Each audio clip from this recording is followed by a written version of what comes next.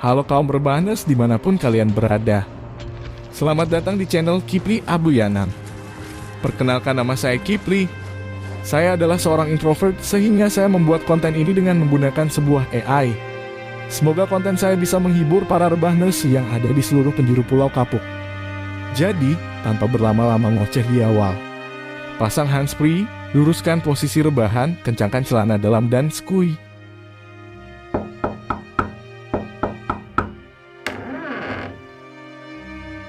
Cerita bermula di tahun 1492, tepatnya di wilayah Andalusia, di kota Spanyol. Saat itu, terdapat perseteruan antara anggota Templar dengan asasin yang saling memperebutkan Apple of Eden yang konon ceritanya berisi benih dosa pertama dari umat manusia, serta kunci kebebasan bagi siapapun yang dapat memecahkan kodenya. Assassin bertugas melindungi Apple of Eden dari Templar, dan seluruh masa depan Assassin dipertaruhkan dalam Apple of Eden tersebut. Aguilar yang merupakan salah satu anggota Assassin yang bertugas melindungi Apple of Eden dengan seluruh jiwa dan raganya. Ia pun kemudian mengorbankan jari manisnya sebagai sumpah setianya kepada anggota Assassin. Aguilar secara resmi dilantik dan menerima tugasnya sebagai Assassin untuk melindungi Apple of Eden dari kekuasaan Templar.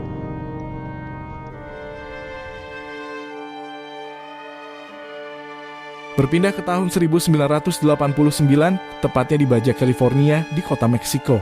Saat itu terlihat seorang anak yang bernama Calum yang harus melihat ibunya tewas terbunuh oleh ayahnya sendiri menggunakan pedang yang sama persis seperti pedang yang dimiliki oleh Aguilar.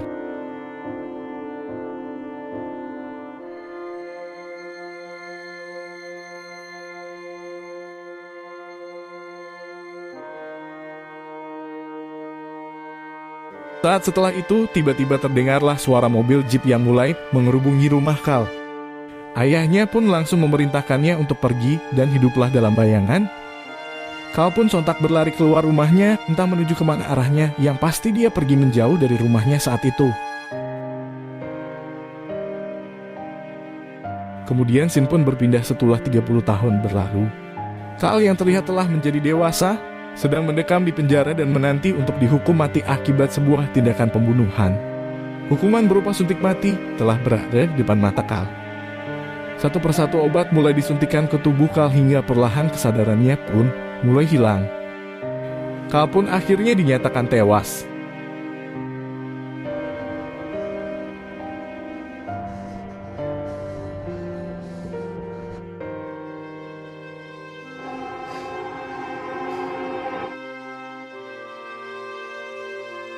Namun faktanya, dia kembali tersadar di ruangan khusus dengan seorang ilmuwan duduk di sampingnya. Ilmuwan itu bernama Dr. Sofia Rikin. Ini dia orangnya. Yang kemudian ia pun mengatakan bahwa Cal masih hidup dan telah diselamatkan oleh Abstergo Industries. Sofia pun menjelaskan bahwa ia sangat membutuhkan bantuan dari Cal, begitupun sebaliknya Cal juga membutuhkan bantuan darinya. Dengan keadaannya yang masih setengah sadar, Cal mulai berjalan merangkak menuju ke tempat di mana dia dapat melihat dunia luar. Sekilas tampak bahwa dia sedang berada di sebuah fasilitas khusus yang masih belum dia ketahui jawabannya. Cal yang berjalan dengan sempoyongan sampai akhirnya berdiri tepat di jendela fasilitas itu. Sempat terpikir dalam benaknya bahwa ia akan loncat dari tempat itu dan mengakhiri hidupnya sekali lagi. Namun Dr. Sofia mencegahnya dan memberikan penjelasan bahwa dia saat ini berada di dalam tempat rehabilitasi bernama Yayasan Abstergo Industri di kota Madrid. Dr. Sofia juga mengatakan bahwa Cal di situ bukanlah seorang tahanan dan dia menjanjikan memberikan Cal hidup bebas jika tujuannya telah tercapai. Tujuan Dr. Sofia ternyata menemukan lokasi Apple of Eden yang telah hilang tanpa jejak setelah Aguilar berhasil mengamankannya. Alasan mengapa membutuhkan bantuan Cal adalah karena ia merupakan keturunan langsung dari Aguilar yang nantinya dapat menuntunnya ke lokasi Apple of Eden dengan menggunakan alat bernama Animus. Animus adalah sebuah alat yang dapat memproyeksikan ingatan manusia kepada leluhurnya melewati proyeksi otak dan harus memiliki DNA yang sama. Dengan bantuan senjata dari peninggalan Aguilar, Sofia dan Abstergo Industri kemudian menggabungkan kedua DNA dari Calum dan juga Aguilar. Kemudian memproyeksikan sebuah ingatan Aguilar pada zaman dahulu melewati Animus tersebut. Sekilas, Alat itu tampak seperti game VR, di mana Kal akan merasakan kembali masa perang pada tahun 1492 saat Aguilar sedang berperang dengan anggota Templar untuk melindungi putra dari Muhammad Saleh, yang akan dibunuh oleh para anggota Templar. Kal secara otomatis memperagakan gerakan dan perkataan yang dilakukan oleh Aguilar di masa itu. Kesadarannya yang kini terbagi dengan Aguilar, dan segala hal yang dia lihat adalah keadaan yang terjadi pada tahun 1492. Di sini ini kita akan disuguhi pembunuhan khas assassin yang suka menyerang secara diam-diam seperti layaknya dalam video game. Scene pun berpindah aksi kejar-kejaran antara Maria yang sedang berusaha menyelamatkan anak sultan dari pasukan Templar.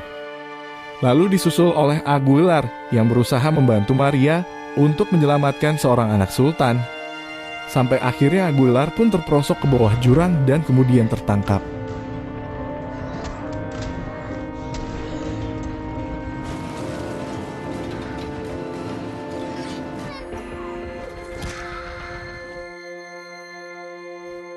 Kembali ke Abstergo, Sofia mematikan Animus guna mengembalikan Kal ke dunia nyata untuk proses peristirahatan.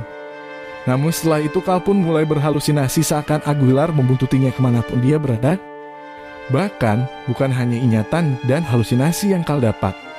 Ternyata ia juga langsung memahami setiap gerakan yang dilakukan oleh Aguilar. Mulai dari bela diri dengan tangan kosong, menggunakan pedang. Dia bahkan sampai bisa mengalahkan beberapa penjaga di kamarnya. Dokter Sofia pun menjelaskan bahwa itu hanyalah halusinasi saja. Kal mungkin mengalami halusinasi yang parah karena ingatannya baru saja disatukan dan ingatan leluhurnya. Jadi menurut Sofia, berhalusinasi merupakan hal yang wajar terjadi pada Kal. Walaupun begitu, Kal merasa aneh pada dirinya. Sosok Aguilar seakan mengawasi apapun yang dia lakukan saat ini. Halusinasinya itu pun semakin bertambah parah setiap harinya sampai pada akhirnya Kal mulai merasa gila. Sofia mulai mendapatkan tekanan dari ayahnya bahwa Kal harus melakukan tes Animus lagi. Pihak Templar mulai memaksakan kehendaknya, Apple of Eden harus segera ditemukan dalam waktu dekat. Namun faktanya, hal tersebut belum disetujui oleh Sofia. Ia menganggap bahwa Kal harus sehat terlebih dahulu sebelum melakukan tes itu lagi. Saat sedang ingin makan di kantin, Kal mulai didekati oleh seseorang bernama Mosa. Dia mengatakan bahwa Kal akan membawa mereka menuju Apple. Dan jika itu benar terjadi maka tujuan assassin akan musnah.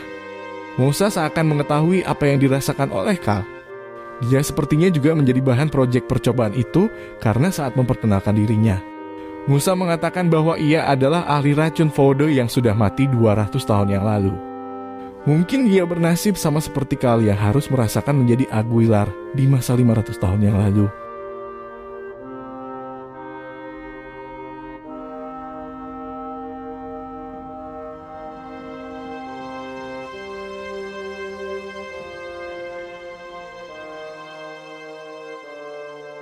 Hari berganti hari, tes itu pun akhirnya mulai dilanjutkan kembali.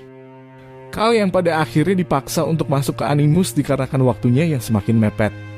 Sofia yang memperingatkan bahwa kondisi Kal yang semakin menurun drastis. Maka proyek itu harus dihentikan terlebih dahulu apapun yang terjadi, karena Sofia sangat tidak ingin sesuatu terjadi pada kejiwaan Kal. Namun faktanya ayah Sofia memaksakan kehendaknya sendiri untuk memaksa Kal masuk ke Animus untuk menemukan Apple of Eden secepatnya. Sofia yang dari awal sudah menyadari bahwa hal itu akan berdampak buruk bagi tubuh Kal. Namun ia tidak dapat melakukan apapun untuk menentang kehendak ayahnya.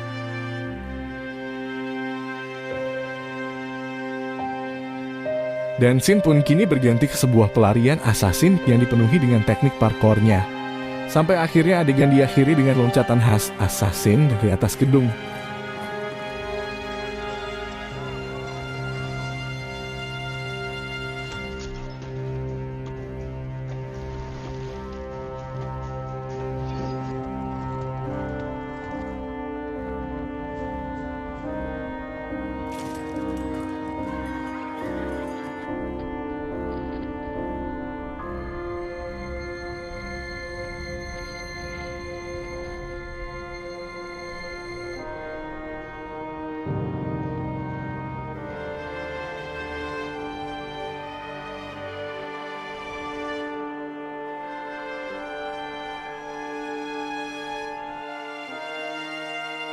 Nampaknya, akibat dari keterpaksaan Kal masuk ke Animus, dia harus mengalami kejang-kejang parah hingga akhirnya proyek itu harus dihentikan untuk sementara waktu.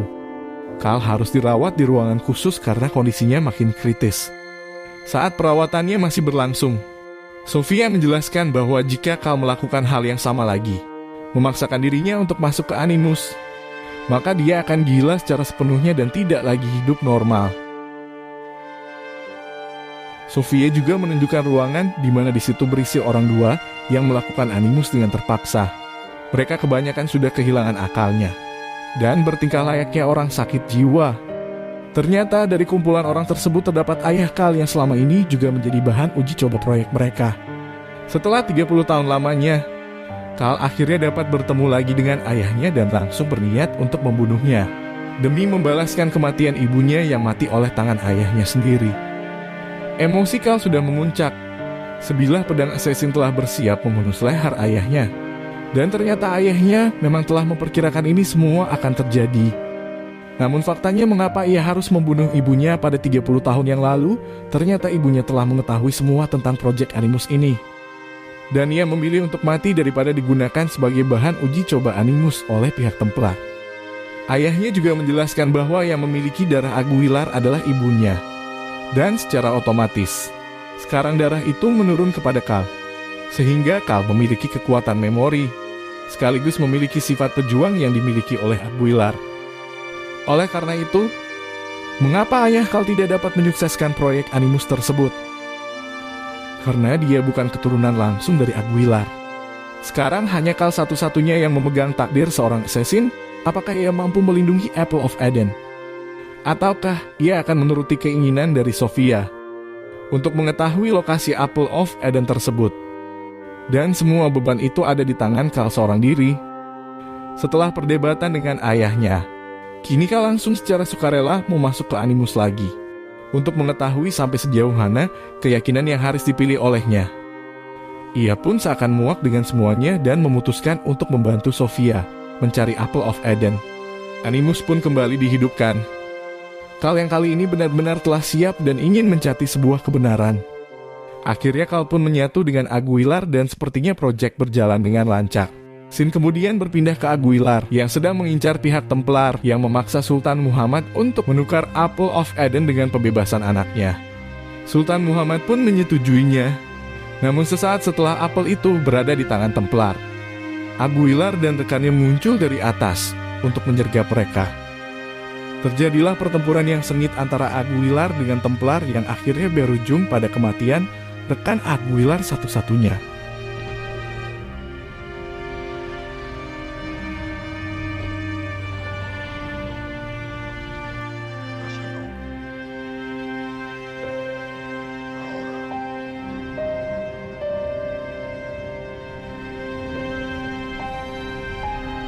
Seketika itu juga, Aguilar langsung membabi buta dan menghancurkan musuhnya. Namun ia terdesak dengan musuhnya yang terlalu banyak. Ia pun harus pergi menyelamatkan diri bersama Apple of Eden di tangannya.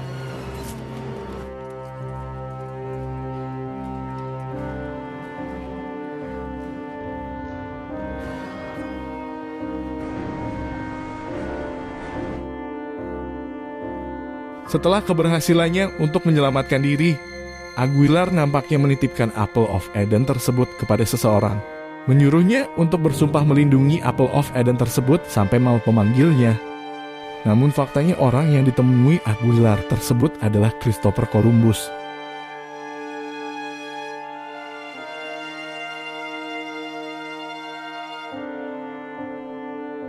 Dan sekarang, Sofia tahu bahwa Apple of Eden berada di dalam makam Christopher Columbus. Kemudian dia dan ayahnya pun segera berangkat meninggalkan Kal yang masih tersambung dengan Animus di tempat itu. Sementara itu, Mosa dan beberapa orang yang lainnya mulai memberontak dan membasmi semua penjaga yang ada di dalam. Sebab Kal harus sesegera mungkin disadarkan dari Animus dan harus mengambil kembali Apple of Eden yang kini lokasinya telah diketahui oleh Templar. Kal mulai mendapatkan penglihatan di mana ia melihat beberapa leluhur assassin mulai mengerubunginya bersama datangnya Musa dan beberapa assassin lainnya. Kemudian ia dilantik untuk menjadi assassin untuk menjaga Apple of sehingga akhirnya menyadari bahwa ia harus merebut kembali Apple of Eden demi kelangsungan hidup umat manusia.